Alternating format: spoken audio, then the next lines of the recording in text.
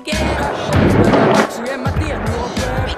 Pikku G, mitä sä oikein teet? Pikku G, tää peli vetelee. Pikku G, sä tiedät mitä tää seuraa. Pikku G.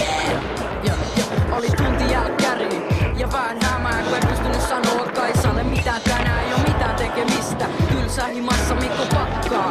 Arvi pesää telkassa, miten vien sen leffaan, kun ei saa ees viikko rahaa. Koska oli soitettu, et vaan peleleeltä pahaa. Se on ihana tyttö, nyt on pakko jotain keksi, vaikka make kuinka uhkais vetävänsä mua fleksiin. Mutsin säästöpossu, sen vois esiin kaivaa, ei se huomaa, jos vähän leffalippu, niin sieltä lainaa, sieltä saa helposti massiin.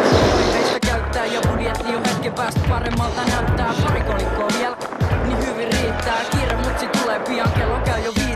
Sama hetkellä kun vika euro tippuu, mun matto ovi aukee ja mutsi tosi vihaisesti katsoo.